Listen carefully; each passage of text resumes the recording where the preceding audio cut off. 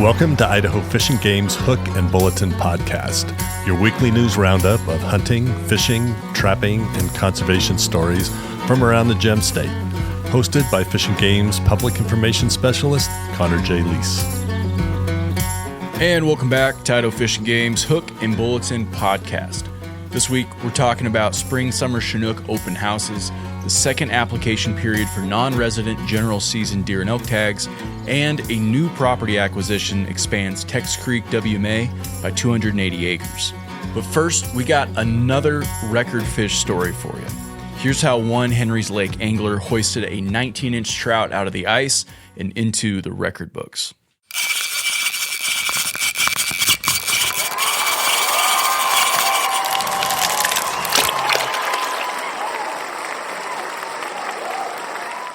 Most anglers that wind up atop the Idaho State record fish leaderboards do so out of pure luck.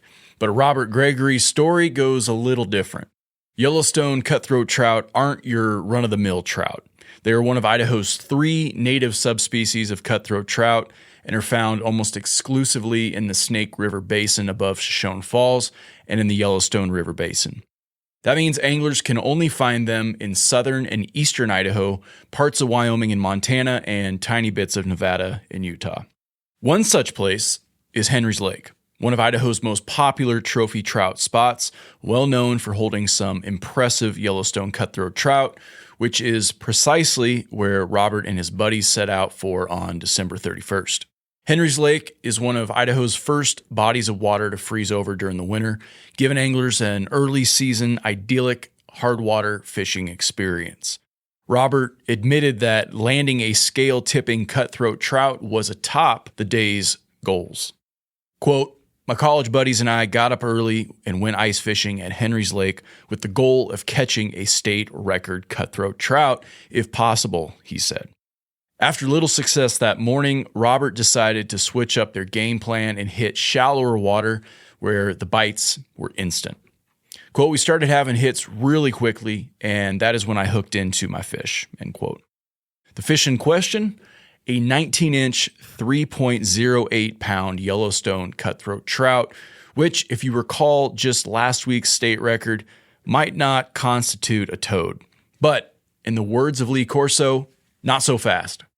Yes, a 3-pound trout may not be huge, but the mere act of even catching a Yellowstone cutthroat trout is a bucket list for many anglers. Plus, there aren't just that many places where you can legally harvest Yellowstone cutthroat trout, making it a bit more challenging. Henry's Lake is an exception in that the cutthroat trout population is robust and also supported by a hatchery program, so harvest opportunity is available. My guess is that Henry's Lake will produce a much bigger record soon enough.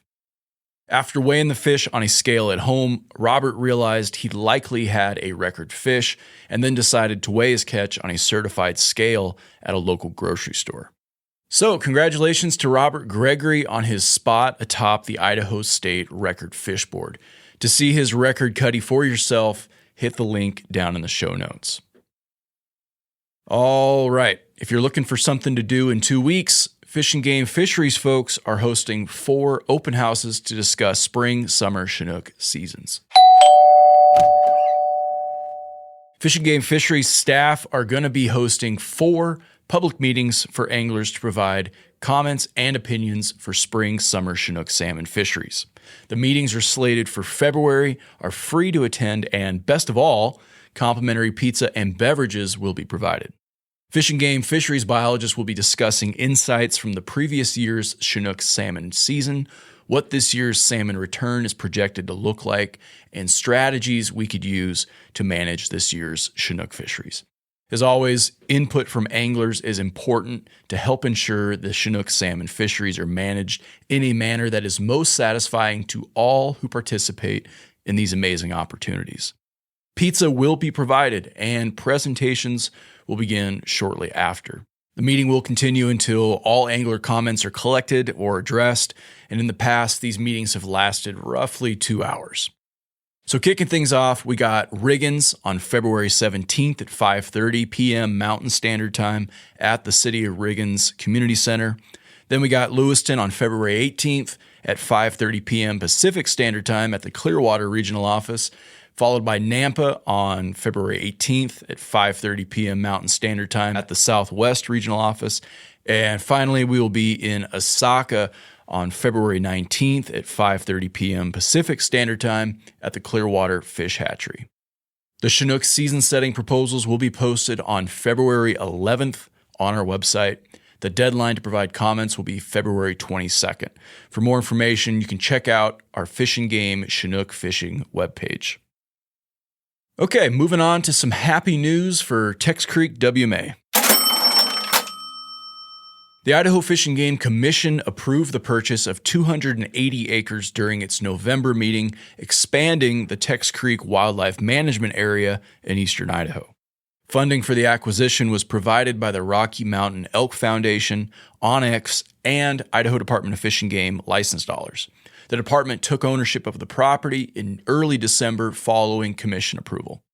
The newly acquired property is located approximately 16 miles east of Idaho Falls and is directly adjacent to the existing Tex Creek WMA.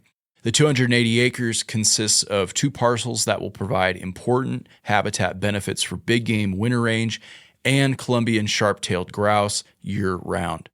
The southern parcel includes one of the few remaining juniper stands in the area, which has been shown to be critical winter habitat for mule deer following the Henry's Creek fire in 2016. Protecting this parcel helps maintain secure winter range for deer and other wildlife during harsh conditions. The northern parcel is primarily grassland habitat, consistent with much of the former agricultural landscape within the WMA. This habitat supports Columbian sharp-tailed grouse throughout the year and contributes to the long-term conservation of that species. Tex Creek WMA is managed to help wildlife when they're most vulnerable, while also providing unique hunting and recreational opportunities for you, the public. Quote, "Thanks to Rocky Mountain Elk Foundation and Onyx for helping to make this acquisition possible," says Ryan Walker, Tex Creek habitat biologist. Quote, "Adding these additional acres will protect them in perpetuity and allow the wildlife populations that depend on these landscapes to thrive," end quote. Hit the link in the show notes to read James Brower's press release and see a map of the new property boundaries. Okay, next up, some unfortunate news about a cougar that was spotted wandering LCSC's campus in Lewiston. A mountain lion was euthanized after some deliberation after it was spotted wandering Lewis Clark College's campus on February 1st. The mountain lion, first reported within city limits on February 1st, was located and humanely euthanized during the early morning hours of February 3rd with assistance from the Lewiston Police Department. Due to the animal's location and size, it was likely the same lion previously observed. The animal was found approximately 1 mile from the original sighting location.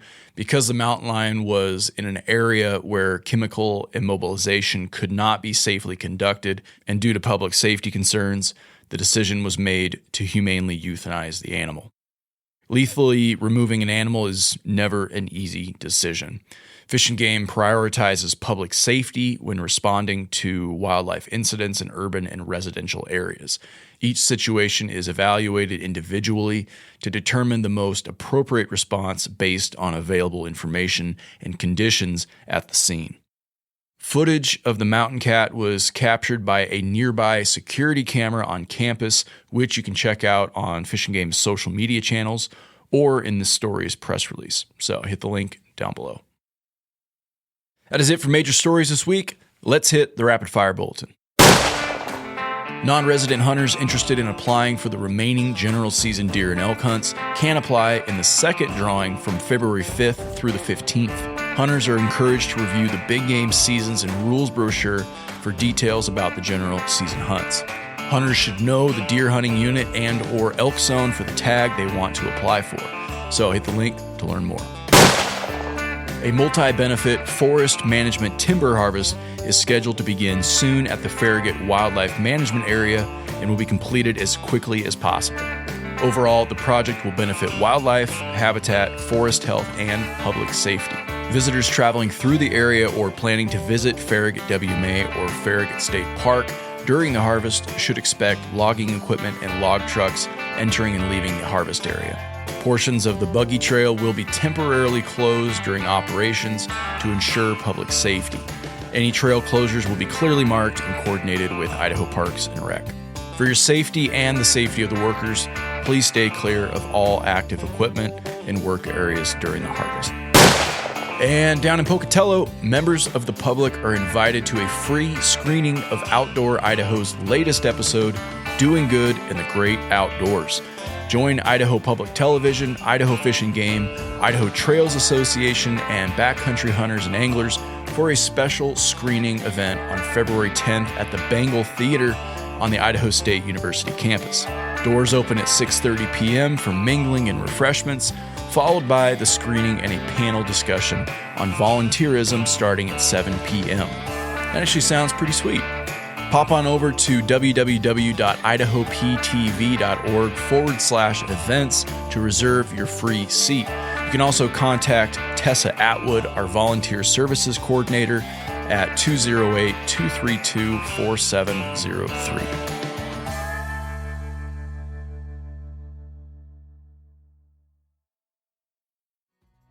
That's all the news we have for this week. Thanks for putting an ear to Idaho Fish and Game's Hook and Bulletin. If there's something on your mind, or if you got a question related to Fish and Game matters, feel free to drop us a line at podcast@idfg.idaho.gov. Again, that's podcast@idfg.idaho.gov. Thanks for listening, folks. We'll catch you next week.